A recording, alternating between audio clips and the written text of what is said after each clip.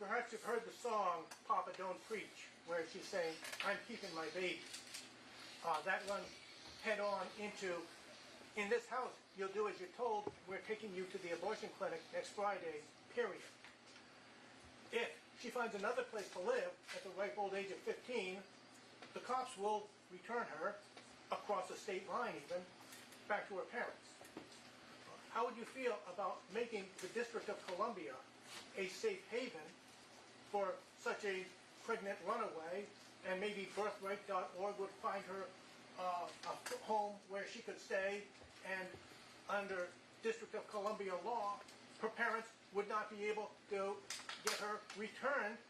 This would be not only pro-life, but it will also be pro-choice, because the 15-year-old girl is choosing life.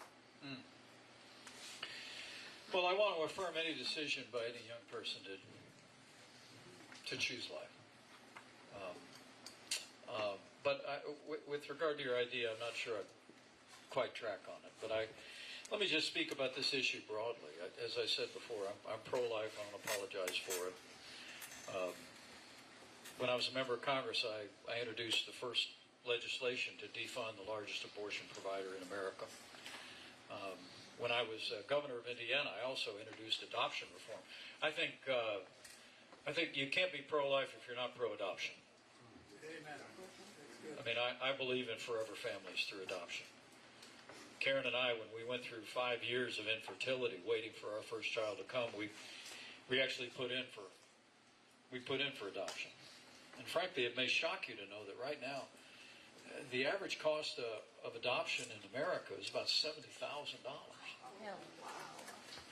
Men and women, we ought to create structures in our tax codes and in states around the country that make adoption available for every family in America. I also believe on this issue that while I'll always champion the cause of life, I think it's important that we have equal portions of compassion with the principle of defending the unborn. And I believe the progress that we made over the last 50 years was certainly through electing pro-life leaders at every level, certainly through the prayers of millions of people that cherish the unborn in this country. But I also believe it was from the compassion that was shown at crisis pregnancy centers around America.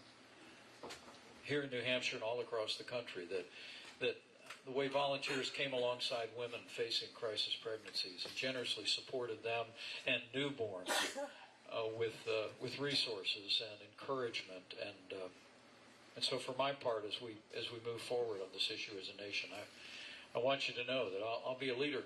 I'll be a leader for the sanctity of life. It comes from the depth of my convictions and, frankly, the depth of my faith, where the Bible that I read says, before I formed you in the womb, I knew you. And while you were formed in the hidden place, I saw you. And so it comes from a place of faith for me, but so does my commitment to compassion, to coming alongside women that are facing crisis pregnancies and saying, we're going to be there for you. I think we need to care as much for newborns as we do for the unborn. And that's the approach that I would take to these issues going forward. Yes, sir, please.